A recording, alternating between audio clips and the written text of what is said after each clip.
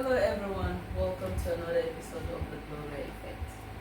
Every time you come here, coming with something amazing for you. Today we are talking gender wars. Are men and women truly at war? Or the tension we used to manage effectively, we can no longer hold together. Today I brought in an amazing guest, someone I know will do justice to this. He is someone I have admired afar, and today I have brought close. It's none other than James Zaku. Yeah. Welcome, sir. Thank you so much, man. It's a huge privilege to sit next to you to talk about this. I must be late today. Yes.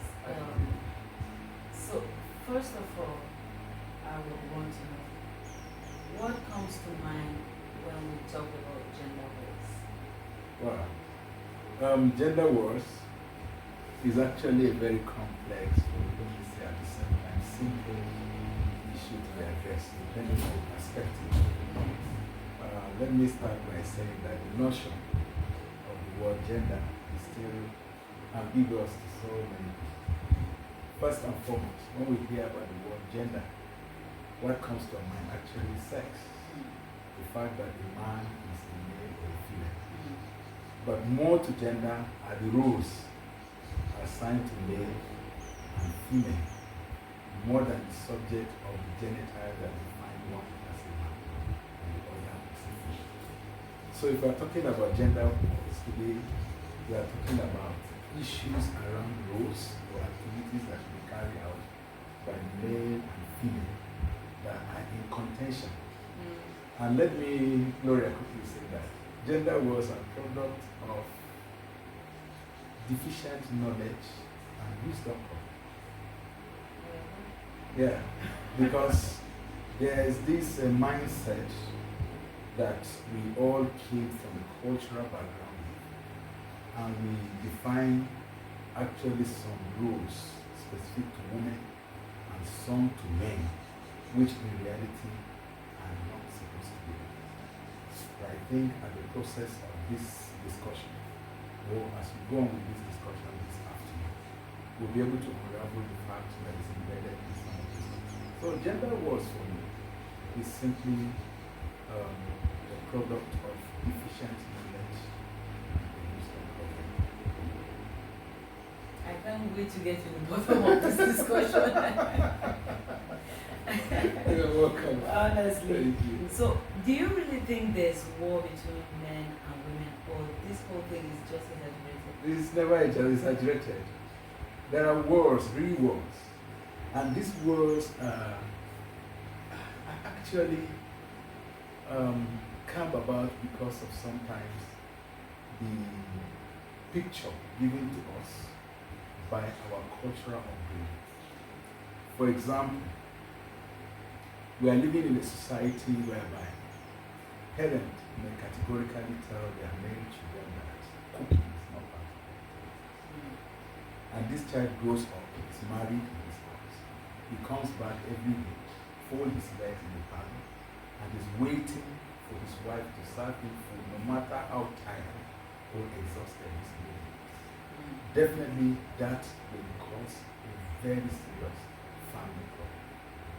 And there must be a misunderstanding because of the background whereby this man is coming from and where this lady is coming from. If the lady comes from the background where her father does some of the house chores, like helping the mother in sweeping, in cutting onions in the kitchen, and also cooking when the mother is not around, and her husband is from the other extreme, definitely there must be clash of interests. And that is what defines the subject of the war we are talking about today. And sincerely speaking, most times we tend to bring out doctrine or speak about things as if they should be or must be that same way, simply because of the narrow nature of the understanding we're having about them. But if we are going to open up our mind and accept the reality of where we are coming from, not defining it to be total, and then to be the basic for whatever we are going to have in the world, then we are going to be able to conquer the subject of the wars we are seeing in most of them. So issue of gender wars are never exaggerated. Another serious issue that can bring also about is issue of gender war in most families today is the issue of our temperament. Now, most couples live together with zero or no understanding of what their separate temperament are. And you can sometimes hear a man say that this my wife talks too much, or this my wife is too quiet, right? These are actually some temperaments that are not specific to certain gender. One may be an extrovert, another partner may be an introvert.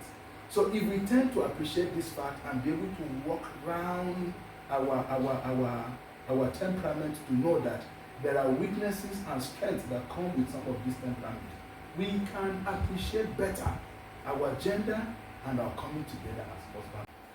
So, moving forward, Yes, sir. do you think that social media is adding to this tension? Well, let me be very categorical to say that most of our problems are social media based. Most often, people parade around with fake lifestyles that are not real. But when you don't know them very well, you assume that that is their life. You know? So most of the gender agitations or freedom or whatsoever we may like to call them that we see on the social media are truly not the lifestyle of the people showcasing it. But we kept on seeing people agitating sometimes for what we may call total feminism. Trying to say, okay, as a woman, don't allow yourself to be controlled by any man. It's our right to gain equal representation or our voice to be heard equally in the family.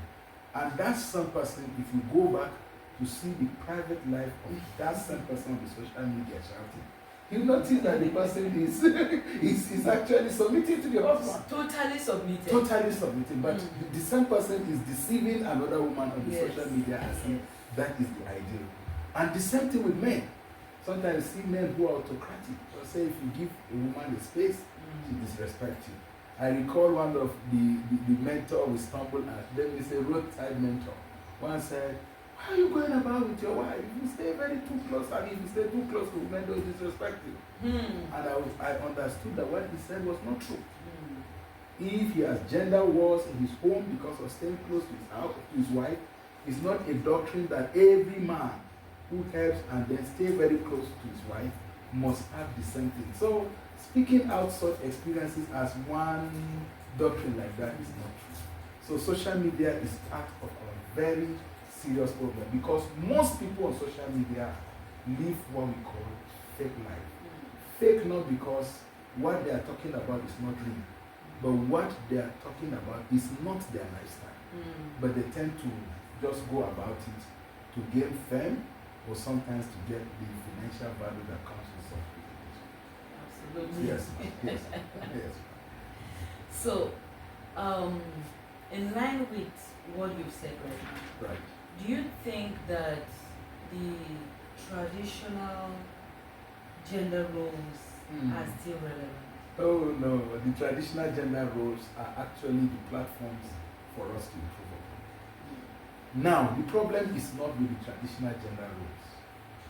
The major problem is with our perspective, our perception of how to harness these roles to be very important for us. For example, when talking about traditional gender roles, what are we talking about? That the woman is meant to sweep the house. Sweeping is for women. Cooking is for women. Fetching water is for women. The men should carry hose and start going to the farm. They will do some very hard labor in the home. Those things are not prescribed in such a way that we tend to practice them. Because if you have a child that is going to go to school, live in a hostel, to be independent on his own, who is going to cook for him? And it's a male child. So you can see that despite the fact that our cultural upbringing said that cooking is a role for the woman, it does not stop the male child also from learning how to cook. So the male child should also learn how to sweep. Because when he's staying on his own, either working or as a student, he must eat food. He should take responsibility for what he's eating and also take responsibility for the neatness of his own environment. The same thing is applicable to the girl child. If the girl child lives on her own, let's assume she runs generator. Must she be calling people always to come and on generator for her? Absolutely. She should learn how to do those things. Yeah. So those roles plays out better when we have those gender on ground to take dominant roles in doing them. Dominant in the sense that they do them most often, but it does not suggest that they should do it always and should be the only one doing such things. So cultural roles are actually very important, but if we tend to take them from the extreme of where we are coming from, or the way some of our parents presented them, we are certainly going to have problems. I came from a community where the male child is not expected at all to go close to the kitchen. And there was a time a neighbor was just passing and he saw us cooking and he now confronted my mom. What is that boy doing by the kitchen? He should leave that place now. My mom said it politely. He said, sorry, my children are going to school outside this environment. Who is going to cook for them? And the man kept quiet and left. I am talking about somebody who was not my father. But just by the privilege of coming around the home, he's already frowning. That shows that in his house, those traditional rules are prescribed in a traditional pattern and they must be followed that way. It's not true. They are actually roles that complement each other. I went to another environment where I saw parents insisting that in spite of the fact that the only male child in the house is the youngest child, he must not go to fetch water. That is too bad. He is the youngest. The older children who are female, the man have only a male child. So the older children are the ones now that will go and fetch water. If that boy wants to bath, the father said they must be the one that will fetch the water and go and keep in the bathroom for him. At the same time, when they are done cooking, they should serve him his food. These are traditional things that are not helping issues. So the problem is not with the rules. The problem is with our interpretation and the handling of these rules. If we are going to do them fairly, and then look at the reality of where our children or our male child and female child are going to occupy in the future, and then we'll be able to address them properly, we are going to have a better result. Absolutely. Yes. You know, when people don't have experience with certain realities, Right. they find it difficult to relate to the pain or the challenges of those who are in such places. That's very true. Now I'm bringing this up because of the place of empathy That's in the right. home. When you don't know how difficult it is to go out to fetch water, somebody just brings in water and you use anyhow. You don't care because you have not carried the bucket to go and fetch. Go through the stress of the distance, Yes. the fetching and the carrying. One will never appreciate the level Yes. the other partner. Yes. So this is what comes to my mind. What came to my mind when you were talking about the traditional way Rules. of. Honestly, parents need to do better. That's right. I'm taking it from the place of the home right now That's right. because we are the ones raising the next generation. If you are not able to have sympathy for people who are making sacrifices to make life easy for you, you will tend to take everything for granted. That's right. Yeah, so That's right. I feel that I really needed to say that. It is very important that you said that because we must define this thing correctly for us as parents to know that if we are undoing or doing that process to the extreme, we are undoing the prospects and the potentials in our children. We may just block them out. So the fact that you have a male child and a female child in the house, it is very important that they should complement each other in the roles we have. It gives us a better home, and the children grows with the understanding to appreciate people and appreciate whatever level that people put in just like you said. Yes. So, with that being said, do you believe that men should be primary providers and women the primary nurturers? Oh no. We're living in a world that when we subjected ourselves to that stress, we end up having troubles around us.